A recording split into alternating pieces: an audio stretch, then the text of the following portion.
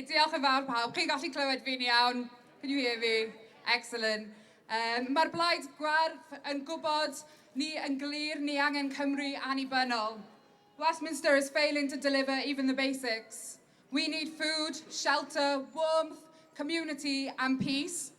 But under Westminster, we have empty tables, cold, damp homes and genocide. Cuts to the winter fuel allowance led to 3 in 4 pensioners admitting they were cold in their homes this winter. Liz Kendall recently announced cuts of £5 billion to the welfare budget, plunging 250,000 people into poverty, including 50,000 children. 30% of children in Wales already live in poverty. At the same time, Rachel Reeves announced defence spending is to increase by £2.2 billion in the next year alone. In 2025-26, it's estimated the UK military budget will hit £86 billion, making the UK the country with the 6th largest military budget in the world. This is absolutely unacceptable.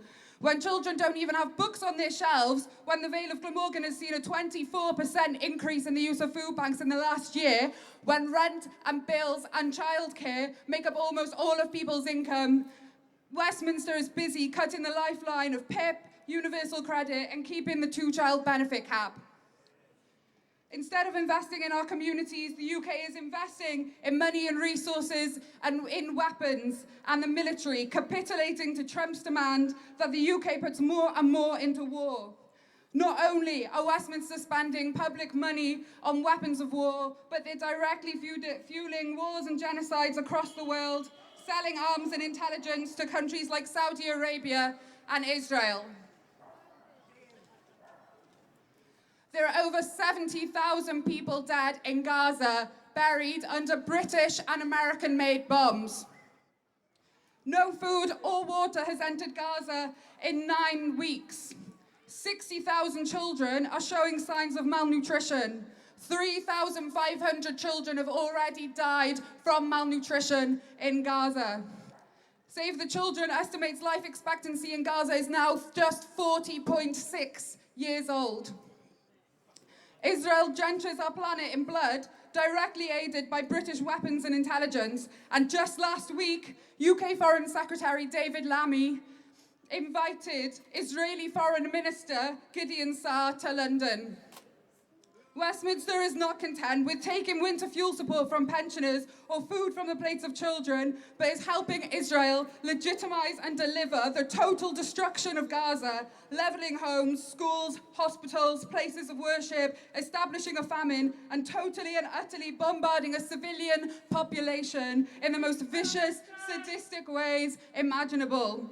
Instead of fighting for justice, the British state is single-minded in upholding an international order which sees civilian and children's lives as expendable. An independent Wales is necessary to stand against this war on children.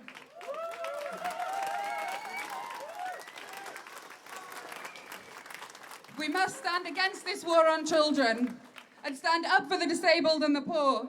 Gall Cymru annibynnol wir roi heddwch ar waith.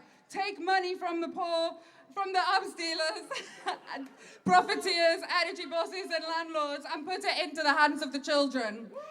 An independent Wales and in an independent Wales and in parliaments across the UK, Greens will keep pushing further for children at home and across the world. We'll demand an end to hunger, cold and wet homes, and fund a decent start to life by demanding a wealth tax, legally binding targets to eliminate child poverty and rent controls.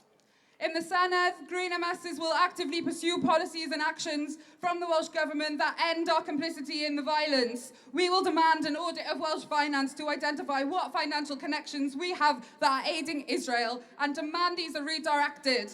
We'll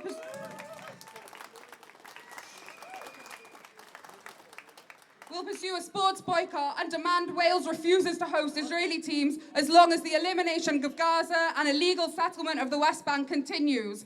It is beyond shameful that Cardiff is hosting Israel in the European Netball Tournament from the 7th to the 11th of May.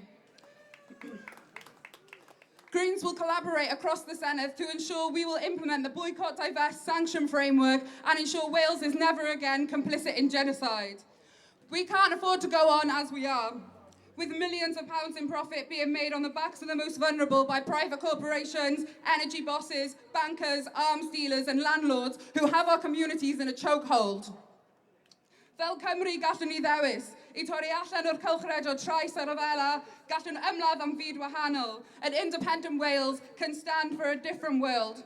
One where we nurture our children and our communities, where we champion human rights and the rights of children and trans rights.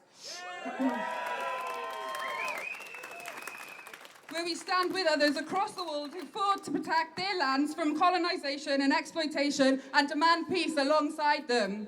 We need an independent Wales because we owe it to ourselves, our forefathers and our children that we create a world where peace is necessary, where peace is delivered, and where children don't have to experience hunger, cold, or the genocide of their people.